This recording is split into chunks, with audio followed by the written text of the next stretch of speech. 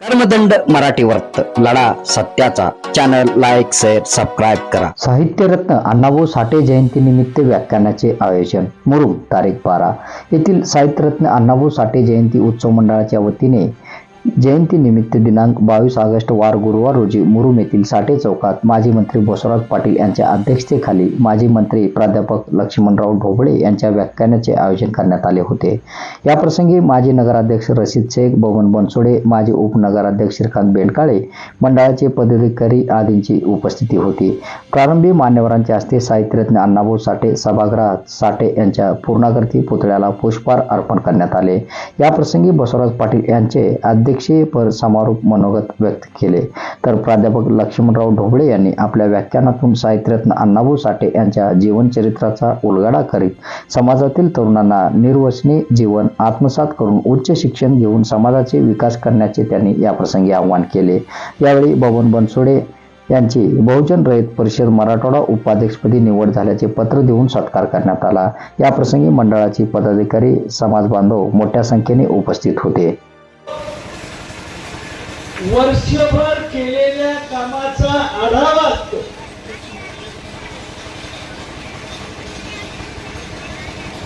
एखाद्या मंगळागौरीचा कार्यक्रम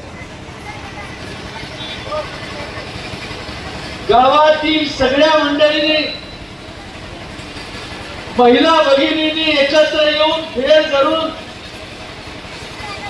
तो कार्यक्रम साजरा करायचा असतो। त्याच पद्धतीनं आज अण्णाभाऊंच्या जयंतीच्या निमित्तानं आपण सगळेजण एकत्र आलो आहोत। 1 ऑगस्ट 1924 सालापासून चालू वर्षात आपण अनेक गावात जाऊन जयंती साजरी केलेली आहे। आपल्या तालुक्यातील सर्व गावांना आपण कसा संकल्प करायचा, शिक्षणाच्या बाबतीत आपण कसा पुढाकार घ्यायचा, मातीत खेळणारी लेकरं मोठी झाली पाहिजे, यासाठी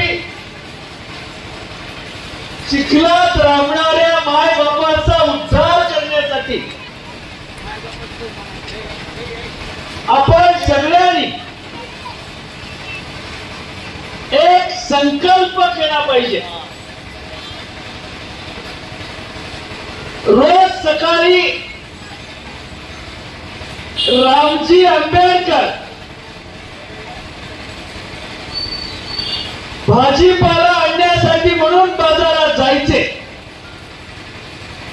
आणि येताना एखादं चांगलं पुस्तक जर बाजारात आलेलं असेल तर ते रामजी आंबेडकर ते पुस्तक विकत घेऊन घरी यायचे। अशा परिस्थितीमध्ये बापाचं कर्तव्य म्हणून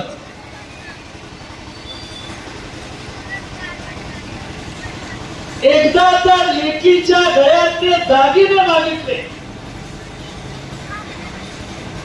मुलाच्या शिक्षणासाठी रामजी आंबेडकरांनी लेकीकडून उसने पैसे घेतले, उसनं कर्ज घेतलं।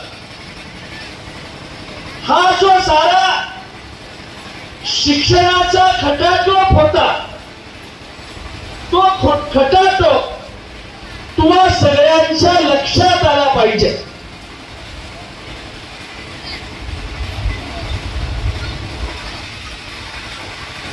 आमने बंगल्यात सातारच्या राहत असताना बहीण भावाला बैलगाडी मधून शेतकऱ्यानं का उतरवलं,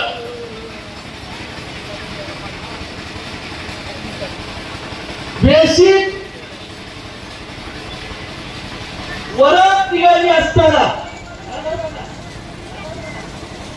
महात्मा फुलेंना बाजूला का काढलं?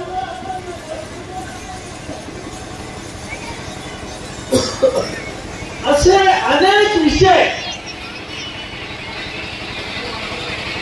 आपल्या समोर अभ्यासाचे आहेत. आपण सर्वजण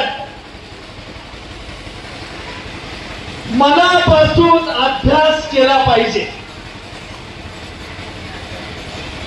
अंगणात वाट बघत बसलेली आई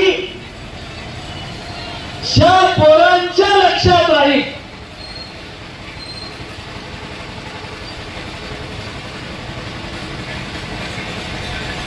त्या पोराच्या आयुष्यामध्ये कधीही अपयश येणार नाही. सातत्यानं आपण सगळ्यांनी कष्टानं शिक्षण घेतलं पाहिजे. अण्णाभाऊ तर दुकानावरच्या पाट्या वाचून शिक्षण पूर्ण केलं. आपण सगळ्यांनी अलौकिक प्रतिभेचं देणं लाभलेले अण्णाभाऊ वैभवाच्या शिखरावर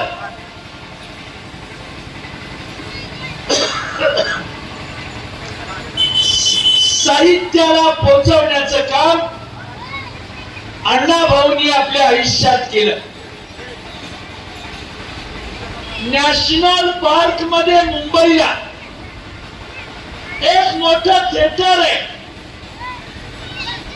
त्या थिएटरचं वैशिष्ट्य असं आहे,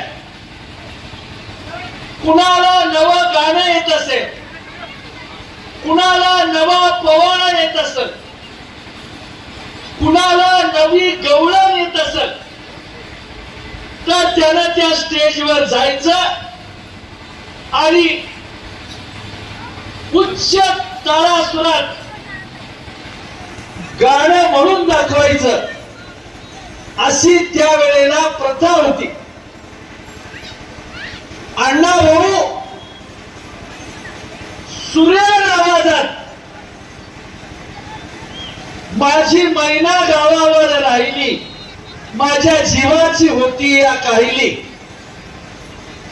या गाण्याचा सूर धरला आणि परमपूज्य बोधिसत्व डॉक्टर बाबासाहेब आंबेडकर नॅशनल पार्कच्या त्या रोडवरून गाडी चालवत जात होते. हा मुक्त थिएटर मधला आवाज भारतरत्न डॉक्टर बाबासाहेब आंबेडकरांनी ऐकला. गाडी थांबवली, काचेचं तावदान खाली केलं आणि 15 मिनिटं ते गाणं ऐकत उभे राहिले. आलेली गर्दी वाढतच गेली. त्यातल्या एका पोराला हात मारून बाबासाहेबांनी बोलवलं. पोरगा कोण आहे? सुरेल आवाजात गातोय. मग सांगितलं त्यांनी की हे अण्णाभाऊ साठे आहेत, शाहीर आहे, शाहीर गवाणकर, शाहीर अमर शेख आणि शाहीर अण्णाभाऊ साठे या तिघांचं अत्र्यांनी कौतुक केलेलं आहे. असं ऐकल्यावर बाबासाहेब एवढंच म्हणाले, ह्या पोराला उद्या सकाळी माझ्या घरी चहा करता पाठवा. असा बहुमान मिळवलेले अण्णाभाऊ, अशा पद्धतीचं कौतुक झालेले अण्णाभाऊ प्रतिभा संपन्न लेखकांच्या यादीत कधी जाऊन बसले. पु ल देशपांडे, प्रल्हाद केशव अत्रे, विष्णू सखाराम खांडेकर या तिघांनीही अण्णाभाऊचं तोंड भरून कौतुक केलेलं आहे. सांगलीच्या साहित्य संमेलनाच्या व्यासपीठावर स्वागत अध्यक्ष म्हणून अण्णाभाऊंचं तिथं मोठं कौतुक झालेलं. मित्रांनो, आपल्या सगळ्यांना कळकळीची विनंती करतो, थोरल्या भावाचं अनुकरण करायला शिका. सवलत मागताना तोंड भरून मागताय, पण सवलतीच्या लाभाखाली धरलेली घागर गडकी आहे का धडकी आहे हे आपण कधी बघितलं नाही. त्यामुळे गेल्या 50 वर्षात समाजाचं मोठं नुकसान झालेलं आहे. माणसं जमा सगळीच करतात. जर आपल्या गावात येऊन दारूबंदीवर भाषण देऊन जर पुढारी पहाड्यांना लॉज करायला सांगत असेल आणि तिथं जर तुम्हाला दारूची बाटली मागत असेल तर अशा पुढाऱ्याचं जोड्याने स्वागत केलं पाहिजे. अंगणात बोलावून पाणी देण्याची देखील याची लायकी नाही. त्याला पाणी देऊ नका असं आपल्याच पोरांनी सांगितलं पाहिजे. बहिणीच्या भावाला आपण मामा म्हणतो. कधीतरी कौतुकासाठी मामा आपल्या घरी येतो, बाच्याला मांडीवर घेतो, गालाची गोड पप्पी घेतो आणि तेवढ्यात 5 रुपयाची पानाच्या पिशवीत गुंडाळून ठेवलेली नोट बाच्याला देऊन म्हणतो, याचं सिगरेटचं पाकिट घेऊन ये. पोरांनो, आज या जयंतीच्या निमित्तानं आपण संकल्प करूया. बाबासाहेबांची शपथ, वीर लहुजी वस्तादांची शपथ.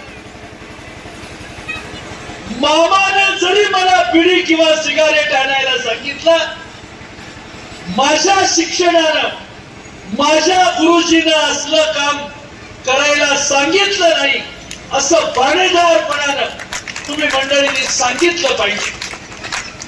आपल्या पोराला हा विचार समजावून सांगितला पाहिजे.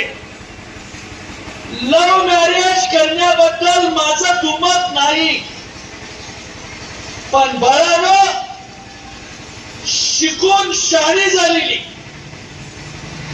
आपल्या जातीत जन्माला आलेली, BSc अग्री झालेली पोरगी नाकारून केवळ उच्च जातीची पोरगी आहे म्हणून तिच्या गळ्यात पडणं हा समाजाचा देशद्रोह आहे.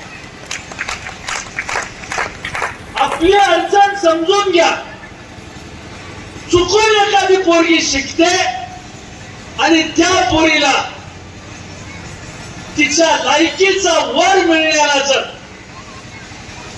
दुर्बीण घेऊन शोधावं लागत असेल तर आपण सगळ्यांनी या गोष्टीचा विचार केला पाहिजे. मी तुम्हाला कळकळीची विनंती करतोय, थोरल्या भावाचं अनुकरण करायला शिका. त्याचं बाणीदार वागणं कसं आहे हे शिका. कायदा भीमाचा, फायदा मांगाचा किती दिवस. आपल्याला कळलं पाहिजे, वाय वरवता आली पाहिजे. सोमवारी कुड्यात टिकले, सोमवारी कुड्यात टिकले आणि वायचा लाईन मारतोय अशा दांडाळाला गवण्यानं हिडकलं पाहिजे. तर जातीचं नाव करण्याचा अधिकार त्या माणसाला. जातीसाठी माती खावी या पद्धतीचा विचार समाजामध्ये आपण सगळ्यांनी करावा म्हणून मी तुमच्या समोर बोलतोय. मित्रांनो, सगळ्या गावाला काका पाटील माहितीचे होते. मी लहानपणापासून इथं येतोय. माधवराव पाटील हे त्यांचं नाव होतं. काका म्हणून सगळेजण त्यांना ओळखायचे. 14व्या-12व्या शतकात आपण गेला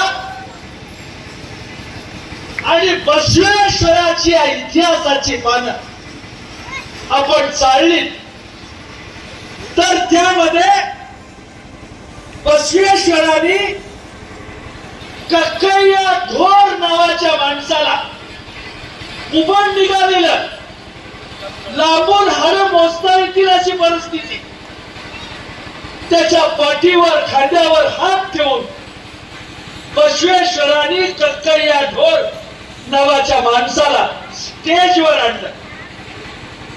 700 सभासद होते.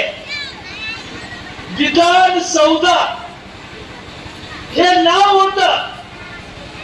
उडलच्या संगमावर सगळी माणसं जमली होती.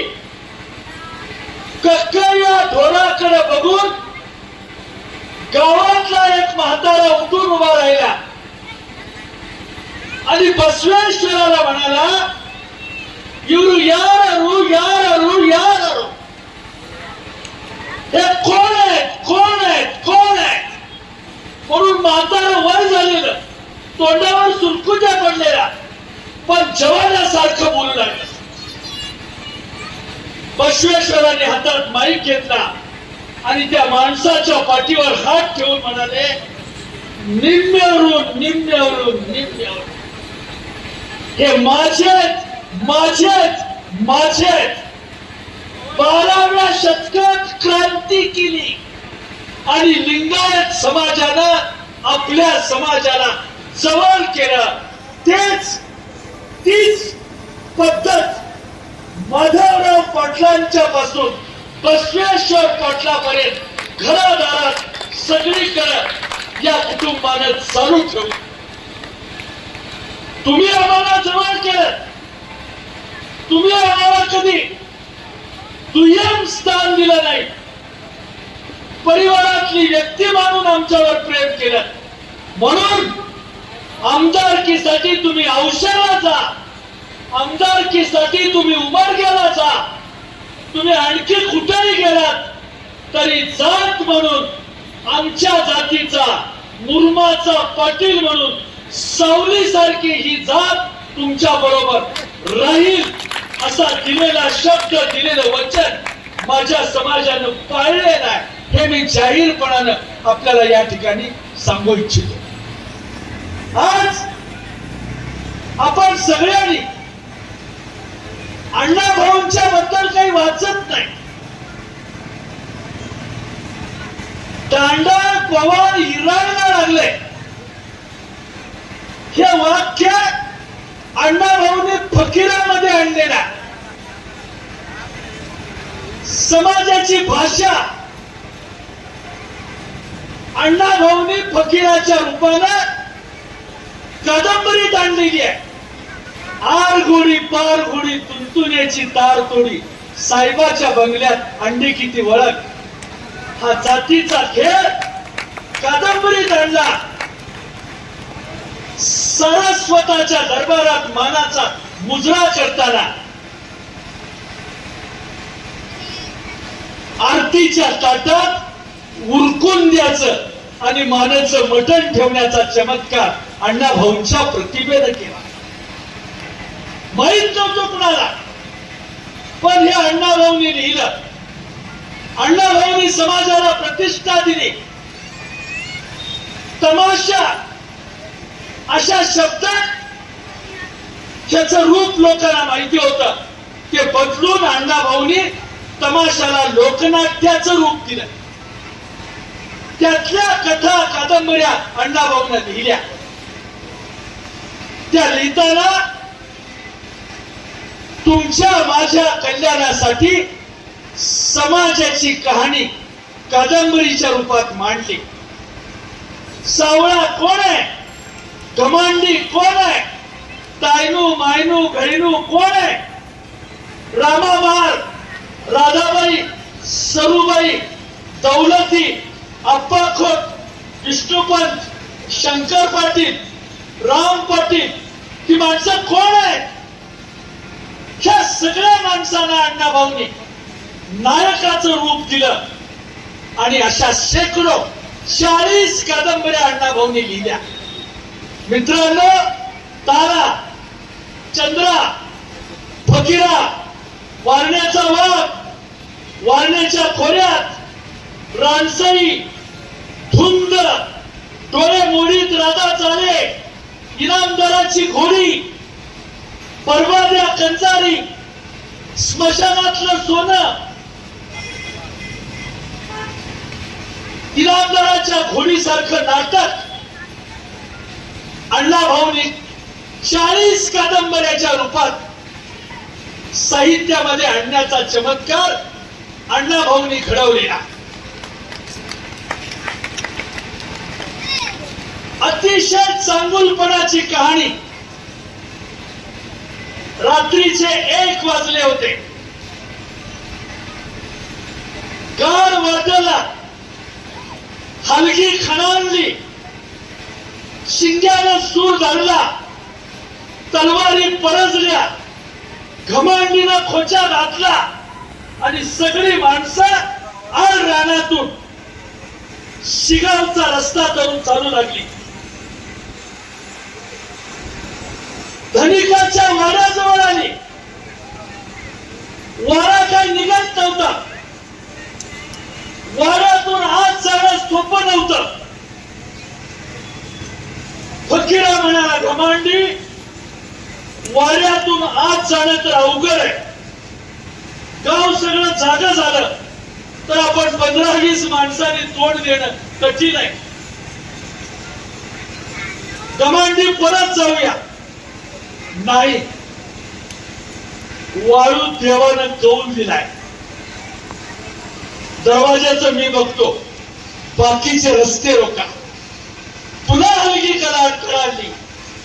क्षण स्वतः मोठा दगड घेतला आणि दरवाजावर घातला. दरवाजा मोडला आणि दरवाजातून आत गेले. गावाचा, घराचा मालक बंदूक घेऊन समोर उभा होता. तेवढ्यात वाड्याच्या मालकाची बायको, ओंजळभर सोनं, वजिरटी, बोरमाळ, अंगठ्या, लाकीट सगळं ओंजळभर ठेवून पुढे आली आणि घमांडीला म्हणाली, बाबा रे, हे ओंजळभर सोनं तुझ्या हातात देते, पाया पडते. माझ्या घराण्याची लेक अब्रू आहे. त्या अब्रूचं खोबरं करू नको. हे सोनं घेऊन जा, पण माझ्या लेकीला हात लावू नकास. हे ऐकल्यावर वाडा तोडून आत आलेला घमांडी चौताळला, ए अब्रूच्या ठेकेदारी, तुझ्या घरात वाडा लुटायला आलो नाही. गरीबाला खायला भाकरी नाही, दाणं लुटायला आलोय. तुझ्या लेकीची आबरू लोटायला आलो नाही. बाजूला सर म्हणून तिला बाजूला सांडलेला आहे आणि मग तो वाडा या सगळ्या लोकांनी लुटलेला. साहित्यात अशा पद्धतीनं सात्विकपणा सांभाळण्याचं काम अण्णाभाऊंनी साहित्यामध्ये केलेलं आहे. म्हणून खांडेकरांनी, फडक्यानी, पु ल देशपांडेंनी, या सगळ्या सहकार्यांनी अण्णाभाऊंच्या साहित्याचं वर्णन केलेलं. अण्णाभाऊंच्या साहित्याला नवं रूप दिल्याचं महाराष्ट्र शासनाची 1949 साली कादंबरीला बक्षीस मिळाल्याची घोषणा महाराष्ट्र शासनाने केलेली आहे. आणि त्यावेळेला देखील अण्णांच्या प्रतिभेचं मोठं कौतुक झालेलं. मित्रांनो, तुम्हाला जर अण्णाभाऊ त्यांची लेखणी, लाखातली लेखणी ती जर तुम्हाला सांभाळायची असेल, तुम्हाला नीटपणानं धीटपणानं साहित्याचा मान राखायचा असेल, तर अबकडच्या बद्दल देवानं गळ्यानं ऐकलं. महाराष्ट्र शासन आक्रमक जातीला घाबरलं, नाही मदत केली. पण देवानं सुप्रीम कोर्टाच्या कानात सांगितलं आणि सुप्रीम कोर्टानं आपल्याला अबकडची मान्यता द्यावी अशा 7 न्यायाधीशाच्या खंडपीठानं निर्णय दिला की एक अति मागास असा वर्ग आहे आणि एक अति पुढारलेला वर्ग आहे, म्हणून अबकड केलेच पाहिजे अशा प्रकारची भूमिका मांडलेली आहे. त्याला भारतमधनं उत्तर देणं, त्याला पुन्हा पुन्हा अडथळे आणणं, त्याच्याबद्दलचा त्रास देणं, जेवणाचं ताट मोडूया, वर्गणी करूया, वकील देऊया आणि अबकड टिकलेच पाहिजेत अशा पद्धतीचा संकल्प करणं हीच खरी अण्णाभाऊंच्या जयंतीला आदरांजली आहे. या पद्धतीचा विचार तुम्ही या निमित्ताने केला पाहिजे. मातीत खेळणाऱ्या लेकराला शाळेत पाठवलं पाहिजे. थोरल्या भावाचा पाळणा बदलला, थोरल्या भावाची गाणी बदलली. आपलं गाणं काय? अंधारा बंधारा बोरीचा फाटा, हलगट कापुनी घालावा वाटा, टोना ठोकाया टाकावा पाटा, जुबाळाची वेळ. परंतु थोरल्या भावाचं गाणं काय? पहिल्या दिवशी जन्मला बाळ, पडला उजेड तिन्ही या काळ. हे गाणं आहे बाबासाहेबांच्या सदाशिव पेठेत गावं असं गाणं आहे. आणि आपलं गाणं मांगोड्या दरवाजे बंद करून गावं असं आपलं गाणं आहे. ह्याच्यात बदल केला पाहिजे. शिकलेली पोरगी बाबासाहेबांच्यावर बोलताना काय म्हणते?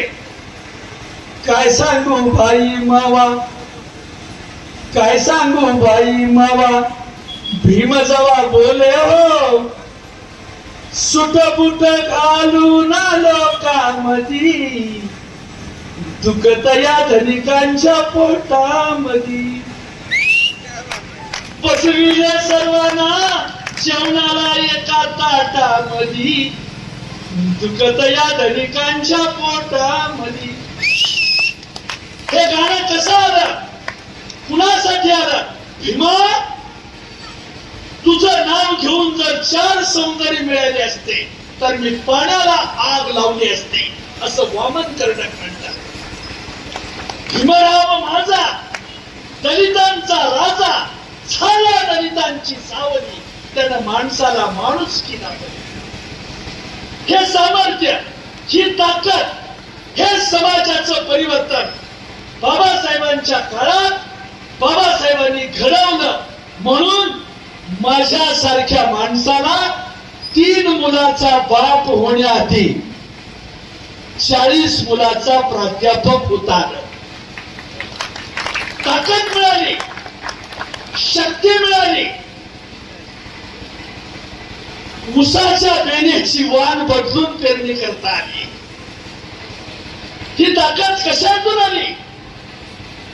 दलितांची नाती अधिक दृढ कशी झाली? गावकुसाच्या बाहेर असलेला माणूस गावात कसा आला? कांबळे ढोबळे अशी घरं आता गावात दिसायला लागली.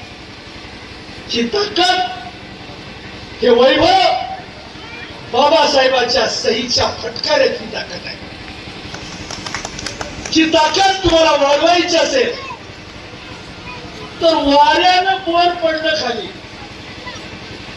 पण त्याने ती तोंड उकळलेलं होतं, म्हणजे त्याच्या तोंडात पडायला पाहिजे होतं, ना पडता ओठावर पडलं.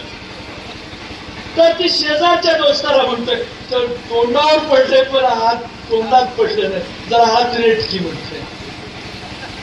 एवढा आळशी समाज आहे. पोर तोंडात पडलं नाही म्हणून देवाकडे त्याची तक्रार आहे. याच्यासाठी जागा व्हा, याच्यासाठी स्पर्धा करा, याच्यासाठी नळाखाली लावलेली आपली घागर धडकी असावी, हे जातीला पायतान हातात घेऊन सांगा, नीट समजावून सांगा. सामाजिक परिवर्तन घडण्यासाठी या पद्धतीचा विचार समाजामध्ये रुजण्यासाठी आपण सगळेजण प्रयत्न करावा, अशा प्रकारची अपेक्षा व्यक्त करतो. आदरणीय बसवराज पाटील साहेब, माजी राज्यमंत्री, ते म्हणाले पाऊस येण्याची शक्यता आहे, त्यामुळे मी थांबतो पण तुम्ही बोला. म्हणताना मी आपल्या समोर बोललो. मित्रांनो, अलीकडे नशा चांगली यावी म्हणून दारूच्या भट्टीमध्ये लेंड्या घालतात, उंदराच्या, डुकराच्या. नशा चांगली यावी म्हणून त्याचं भान ठेवा. त्याचबरोबर दारू, बिडी, सिगारेट आजपासून, या जयंतीपासून संकल्प करा. बाबासाहेबाची शपथ, लहुजी वस्तादाची शपथ, मी दारूला हात लावणार नाही.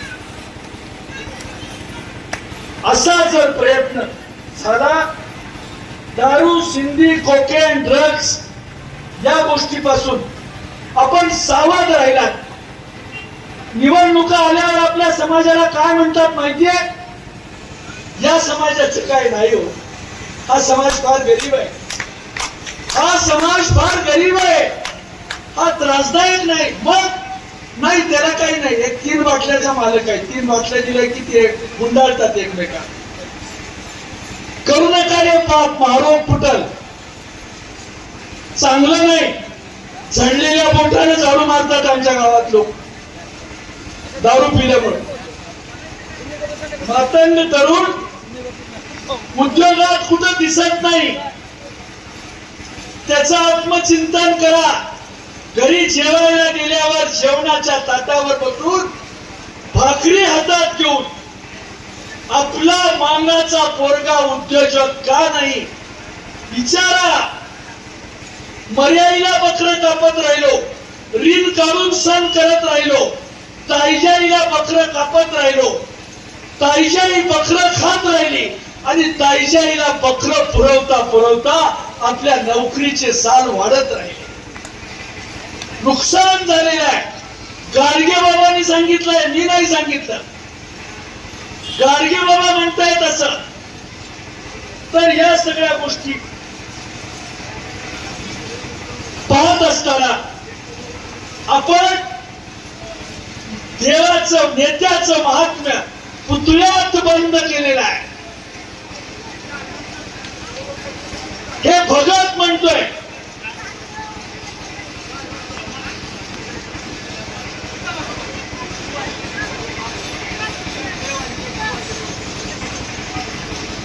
थोरल्या भावाचं अनुकरण करायला शिका. शेवटी नव शिक्षण काय म्हणते? कॉम्प्युटर कुणाबरोबर बोलतोय? रात्री 1 वाजता लाडक्या लेकीचा अर्ज लेकीनं भरून दिला तर मंजूर होत आहे आणि मांगाच्या घरात मोठ्याच्या नळ्या आवाज करत राहतात. त्यामुळे आपलं नुकसान झालेलं आहे. ते नुकसान टाळा आणि समाजाच्या हिताचं काम करताना शिक्षणाचं नवं धोरण, व्यवसाय शिक्षण या गोष्टीबद्दल आपण विचार करा. बालाजी गायकवाड सारखा पोरगा, बबनराव बनसोडेंच्या सारखा तरुण कशी कामं करतायत? ही पोरं शिकली, मोठी झाली आणि पूर्ण समाजाच्या वैभवाची बसवराज पाटलांच्या आधारानं 1 कोटीची इमारत जातीसाठी उभी करण्याची संधी आपल्याला मिळाली. त्याची लाज राखून तरी आईची आणि लेकराची शपथ या नव्या मंदिरात जाताना दारू पिऊन जाणार नाही, एवढा संकल्प कराच. एवढं काम आपण या समाजासाठी करूया. दलित, मुस्लिम, लिंगायत या 3 समाजांनी बसवेश्वराचा फोटो लावून आमचं काय चुकलंय एवढा विचार जर चावडीत बसून केला तर या गावातला संघर्ष देखील हद्दपार होईल. संघर्षच होणार नाही. या 3 जातीचं वैभव, या 3 जातीची ताकद समाजाला, मुरुमाच्या विकासाला शक्ती दिल्याशिवाय थांबणार नाही. म्हणून आपण हा प्रयत्न करावा. मित्रांनो, सहज ग्रामपंचायतीमध्ये, वार्डात, गल्लीत एखादा माणूस आवडत नाही, मग दलित माणूस पुढे करा आणि अट्रॉसिटी घाला. बरोबर बारीक होत आहे, नाही चांगलं. जर खोटी अट्रॉसिटी केली तर महारोग फुटतंय. आई शपथ करू नका हे पाप. आपल्या हातात कोलीत देऊन आपल्या घराला आग लावणारा कारस्थानी पुढारी कोण आहे तुम्हीच ओळखायला शिका. तुम्हीच तुमच्या या कारस्थानाचा धनी ओळखा आणि समाजातली आग समंजसपणाचं पाणी घालून विझवा. तुमच्या हातात आहे. हे जर काम तुम्ही करू शकलात तर समाजाचं हित होईल, समाजाचं चंगुलपण लोकांसमोर येईल. आदरणीय माधवराव काकासाहेबांनी पाहिलेलं स्वप्न समाजात रूढ होईल अशा प्रकारची अपेक्षा व्यक्त करतो. शिरोळ म्हणून कोथळी, मुरळी, कंटेकोर तिथलं जवळचं गाव आहे. त्या शिरूर हे माझा आजोळ आहे. शेतीबा म्हणून माझा आजा होता. तिथल्या चिंचेच्या का लिंबाच्या झाडाखाली बाजारात आम्ही येऊन त्या सावलीत बसायचो.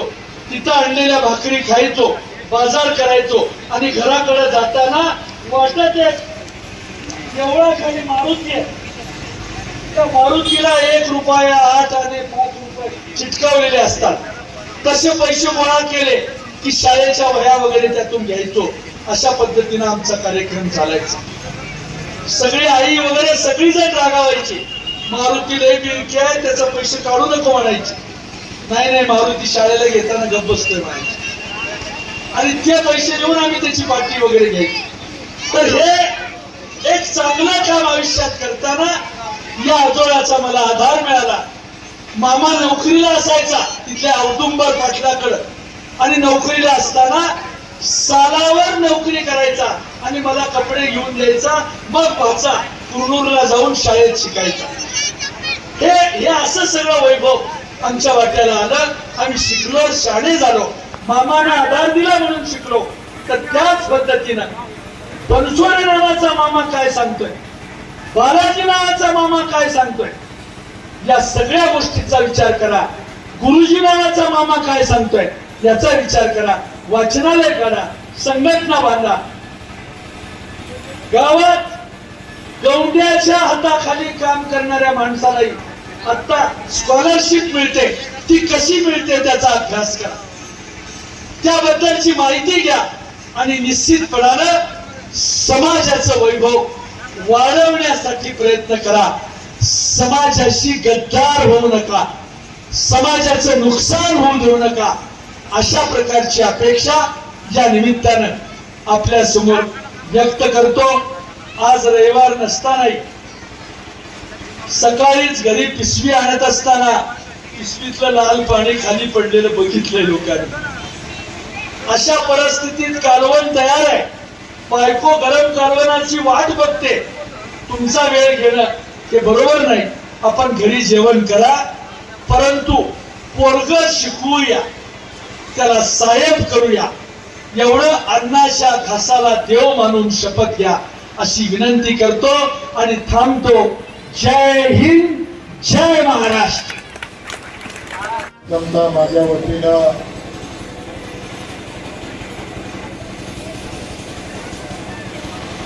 अण्णाभाऊ साठेंच्या प्रतिमेला मी विनम्र अभिवादन करतो आणि विशेष करून प्रतिवर्षाप्रमाणे आपण ही जयंती उत्सव या ठिकाणी आपण साजरा करतो. आजचा हा उत्सव म्हणजे एक आगळा वेगळा आणि अतिशय आनंदाचा हा उत्सव असं म्हणावं लागेल. कारण आज आपल्यामध्ये या उत्सवासाठी म्हणून डोंगरे साहेब आज आपल्यामध्ये उपस्थित झाले. अण्णाभाऊ साठेंच्या संबंधी अतिशय चांगल्या पद्धतीनं आपल्या समोर त्यांनी या ठिकाणी वर्णन केलेलं आहे आणि त्यांच्या बोलण्यातून मला वाटतं की या पिढीतली ही जी सर्व आमची तरुण मंडळी आहे त्यांनी तो अण्णासाहेबांचा आदर्श घ्यावं आणि त्यांच्या पुढील जीवनामध्ये त्यांची वाटचाल राहावी असा प्रकारचा एक संदेश आज डोंगरे साहेबांनी आपल्याला या ठिकाणी दिलेला आहे. खरं म्हणजे डोंगरे साहेबांबद्दल सुद्धा कितीही आपण बोललो तरी मला वाटतं कमी आहे. कारण आम्ही आणि त्यांनी एका मंत्रिमंडळामध्ये आम्ही काम करतो. ते आमचे खूप जवळचे मित्र पूर्वीपासून या सर्व समाजातल्या प्रत्येक घटकाबद्दल आणि समाजाला या सगळ्या चांगल्या गोष्टी कसं स्वीकाराव्या, त्याचा आत्मसात कसं करावं आणि त्यातून कशी समाजाची प्रगती करावी या संबंधी ते सातत्यानं बोलत असतात. आणि त्यांच्या या बोलण्यामुळं, वागण्यामुळं, सांगण्यामुळं मला वाटतं महाराष्ट्रामधल्या अनेक समाजातल्या घटकांना फार मोठी मदत आणि सहकार्य झालेलं आपल्याला दिसून येतं. ते समाज कल्याण मंत्री होते आणि समाज कल्याण मंत्री असताना त्यांनी केलेलं काम मला वाटतं बबनराव महाराष्ट्र विसरू शकत नाही. इतकं चांगलं काम या राज्यामध्ये त्यांनी करून दाखवलं आणि ते आजही त्याच विचारानं ते सातत्यानं संपूर्ण महाराष्ट्रामध्ये ते काम करतायत आणि या भागावर सुद्धा त्यांचं खूप मोठं प्रेम आहे. मला कालच सांगण्यात आलं की डोंगरे साहेब येत आहेत. मला आनंद वाटला की बबनला मनापासून धन्यवाद देतो की आमच्या एका मित्राला आपण आज या ठिकाणी बोलवलं. आमचं त्यांची या ठिकाणी भेट झाली, बोलणं झालं आणि आमच्या या गावातल्या सर्व समाज बांधवाशी त्यांचं भेटणं, बोलणं, संवाद झाला आणि असंच काही पुढील काळामध्ये डोंगरे साहेबांनी सातत्याने येऊन समाजाला आणि या सर्व लोकांना मार्गदर्शन करावं हीच अपेक्षा या निमित्तानं मी या ठिकाणी व्यक्त करतो. आणि इथल्या समाज बांधवांनी खूप मोठं चांगलं काम, ते आपण म्हणालात की एवढी मोठी चांगली इमारत, त्या इमारतीमध्ये चांगलं वाचनालय आपण सुरू करावं, आपल्या या सर्व मुलांना त्या ठिकाणी चांगलं कसं शिक्षण घेता येईल या संबंधीचा विचार करावा आणि एकमेकाला सातत्यानं मदत करत राहावं. आणि मी ढोबळे साहेबांना एवढंच सांगू इच्छितो की ह्या गावातली ही सगळी मंडळी अतिशय गुण्या गोविंदानं आणि सर्व धर्म समभाव या विचारानं ही माणसं त्या ठिकाणी काम करतात आणि इथं कुठल्याही प्रकारचं कसल्याही प्रकारचं एकमेकाबद्दल असं वेगळे विचार नाही. आपण सगळे एक आहोत अशाच विचारानं ही माणसं या गावामध्ये काम करत असतात. आणि म्हणून परत एकदा या जयंतीच्या निमित्तानं अण्णाभाऊ साठेंचं केलेल्या कामाबद्दल ढोबळे साहेबांनी अतिशय सविस्तर आपल्यासमोर सांगितलं. ते किती प्रतिकूल परिस्थितीमधून या सगळ्या गोष्टी केल्या याचं वर्णन ढोबळे साहेबांनी आपल्यासमोर या ठिकाणी केलं. कर्तृत्वानं माणसं किती मोठी होऊ शकतात याचंही त्यांनी या ठिकाणी आपल्यासमोर सांगितलेलं. आणि म्हणून आपल्याला मिळालेल्या संधीचं सोनं कसं करता येईल, आपल्या कर्तृत्वानं सगळ्यांना सोबत घेऊन पुढे कसं जाता येईल आणि आपल्या माध्यमातून समाजाला लोकांना कसं न्याय देता येईल या संबंधीचा प्रयत्न आपण जर करत राहिलो तर मला वाटतं खऱ्या अर्थानं अण्णाभाऊ साठेंना आदरांजली ठरेल हे मी या ठिकाणी नम्रपणानं सांगू इच्छितो. मी एवढंच या निमित्तानं बोलून परत एकदा या जयंतीच्या निमित्तानं मी या ठिकाणी आपल्या सर्वांना शुभेच्छा व्यक्त करतो. आणि या पुढील काळामध्ये सुद्धा आपण सगळ्यांनी मिळून असे अनेक कार्यक्रम, खरं म्हणजे अण्णाभाऊ साठे असतील, जयंतीचा कार्यक्रम असेल, छत्रपती शिवाजी महाराजांच्या जयंतीचा कार्यक्रम असेल, डॉक्टर बाबासाहेब आंबेडकरांच्या जयंतीचा कार्यक्रम असेल, बसवेश्वरांच्या जयंतीचा कार्यक्रम असेल, हे सगळे कार्यक्रम आपण सगळ्यांनी एकत्र येऊन करावं की ते खऱ्या अर्थानं या सर्व थोर महात्म्याला एक आदरांजली ठरेल. एवढंच या निमित्तानं मी या ठिकाणी सांगतो.